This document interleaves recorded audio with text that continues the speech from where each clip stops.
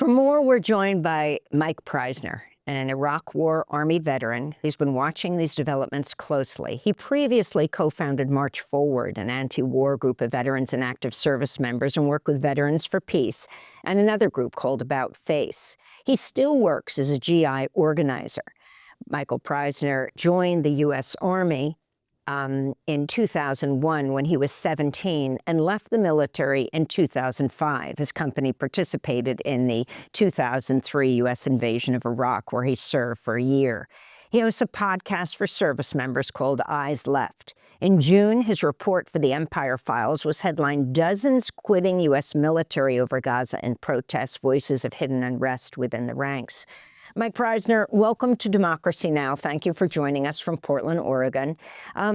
If you can start off by responding to these two attacks. Both men were in the military. You have Leibelsberger, a Green Beret, and you have Jabbar, who was in the military for more than a decade, now a military veteran. Talk about what took place on New Year's, Mike. Right. Well, both of these incidents and individuals seem quite different, other than the fact that both of them seem to be triggered by relationship issues. But the main thing that links them is the fact that military service is now the #1 predictor of becoming what is called a mass casualty offender, surpassing even mental health issues as a profiler. You know, there are many different consequences of having a massive military empire, the biggest humanity has ever seen, both in its sheer size, its expanse around the world, one that is constantly engaged in endless and morally indefensible wars around the world. And one of those consequences is the violence abroad coming back against people at home. Leibelsberger, of course, his career was one of killing. And then, you know, the New Orleans attacker says he was inspired by ISIS. The mass killing ideology of ISIS. ISIS would not exist were it not for the US military's complete destruction of Iraq and mass killing of innocent people. You know, America in general, of course, has a mass violence problem. Mass shootings happen quite regularly, more than once a day on average. And that the reasons for that are linked to U.S. militarism, both in that kind of cultural domination of a country that glorifies violence and exports violence, but more so a government that is presiding over a country with deep and extreme social problems, which it refuses to address while having a blank and endless check for militarism abroad and an ever-increasing budget for the military-industrial complex. And so this gives rise to an extreme amount of social problems in our society that are rooted in things like alienation and inequality and desperation and despair and hopelessness. And then so the US military comes in and for the purposes of recruitment must target people who are most impacted by those social problems. They bring them into an institution where they train them to kill. They train them that killing is actually quite honorable and quite cool. It sends many of those people to kill abroad. You know, it has a notoriously, very notorious for ruining people's mental health and a mental health system that makes people's mental health problems even worse, and then spits them back out into a society where people find their lives harder than when they join. Here you mentioned both these people passed through Fort Bragg. You know, Fort Bragg was for 2 decades the hub of the global war on terror, in particular the special operations factor, which does some pretty dark stuff around the world. And so it's really no surprise that 2 of these people passed through this base and that they are just joining a larger number of people from the military who end up carrying out acts of violence on others. A lot of these are turned inward, and there's, of course, an epidemic of suicide and drug addiction and alcohol addiction and overdoses and things like that. But of course, when you have a scenario like that in our society, some number of those people will, instead of self-destruction, will move to the destruction of others, which is what we've seen with these 2 individuals. And again, Trump could hobble renewed fight against domestic terrorism, analysts warned. Now, this is really interesting. I remember when Obama came to office and there was a report on domestic terrorism, especially right-wing terrorism in the military. He was pressured not to have that report released. This is an ongoing issue. Then you have the misinformation that Fox put out on New Year's Day saying that the truck that was rented came over, this is the truck in New Orleans that Jabbar used, came over the border in the last 2 days. It was not minutes later that Trump didn't post on Truth Social, that finally people have to accept that people who come from outside this country are more of a threat than people who are born here. Jabbar was a U.S.-born, U.S. citizen, served in the military for more than 10 years. Mike.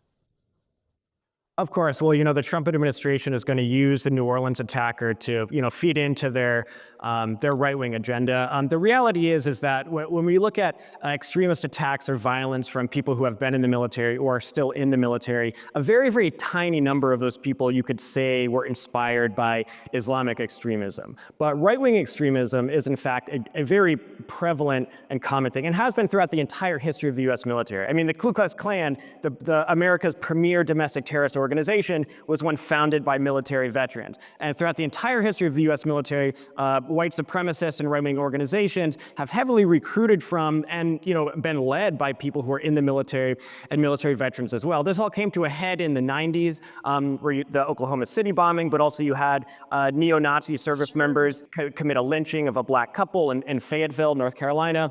And then so there was this brief period of crackdown of the military on right-wing extremism, but when the Iraq War started going very badly and they needed bodies to continue to go to the Iraq War, they completely removed the restrictions on this kind of thing. And then, which has been exposed by many journalists, were knowingly bringing in right-wing extremists, some of whom were going into the military specifically to get training to bring back out into their organizations. And so today we have many far-right organizations like Atomwaffen Division, Identity Europa, Patriot Front, some of those organizations founded by veterans, but also who recruit heavily from the military and veterans as well. Like leaked documents from Patriot Front show that more than 20% of their applicants are young veterans or people who are still in the military. This is a real danger. The Oath Keepers. After January 6th, it was revealed that so many of the participants were military veterans. In fact, many from the special operations were really the tactical leadership of that assault, and many of whom had stashed large numbers of assault rifles and ammunition in hotel rooms that were very near the Capitol assault. And so, of course, this is something that should concern everyone. It's obviously, the real clear and present danger when we're talking about extremism from within the military. But the Trump administration has indicated that the problem in the military is, in fact, wokeism. And they may be going after woke generals or things like that, which really means they will be going after trans people. But also, I think it's very concerning when we talk about what we should look forward to with the Trump administration, how they're going to combat extremism from the military. One of Trump's main program platforms on his 20-point program for his presidency, one of them was deporting pro-Hamas terrorists. And so, of course, we know that the Trump administration, when they say pro-Hamas, they really just mean pro-Palestine. This, I guess, brings me to the point that the military, we've been discussing, really transforms people. In a lot of ways, it can tend to transform people in extremely negative ways. But a lot of times, people's military experience puts them in a positive direction and causes them to reject the violence that they were a part of, which is what we've been seeing the past year through the Gaza genocide, where large numbers of service members have been quitting the military, both publicly and privately, have been taking part in demonstrations to try to protest the U.S. role in it, and taking other really dramatic and heroic actions in that regard. And those are the kinds of people that Donald Trump and Hegseth and others who are going to be a part of the administration identify as extremists, when the real threat of right-wing extremism is going to go, of course, completely ignored, because that's really the base of the incoming administration. Yeah, well, we are in a tumultuous time in America, both a time of heightened political violence and at a time of growing despair and growing inequality in this country. The military, being a cross-section of that U.S. society, experiences those things as well. And in that moment, there are going to be numbers of people in the military and veterans who are going to gravitate towards right-wing organizations and go the path that Hegseth went. And there's going to be people that just turn inward into self-destruction and despair. And so that's why I think it's very important for progressive-minded people, to realize that there is a role we can play in reaching out to people who are in the military, who can go down a different path, and who could go down the path of the many heroic service members who have taken a stand, who have quit the military and who have used their experiences as a force for good in this world. And getting back to this main issue of that we have these deep-rooted problems in our society that give rise to these incidents of mass violence. Service members and veterans, instead of being a number one mass casualty offender, so many of them can actually be a part of changing society and getting to the root of those issues and moving society forward, as they have historically in the past. Vietnam veterans leading the struggle against the Vietnam War, Iraq veterans leading the struggle against the Iraq War, and in both those instances being decisive factors in those wars coming to an end. We have much bigger problems to address in society. Service members and veterans can very much be a part of solving them, and it's very much needed that we foster that among progressive people, because there is clearly a faction on the right wing that is very much already doing that and taking advantage of that, and of course is entering the highest seats of power with people like Hegseth.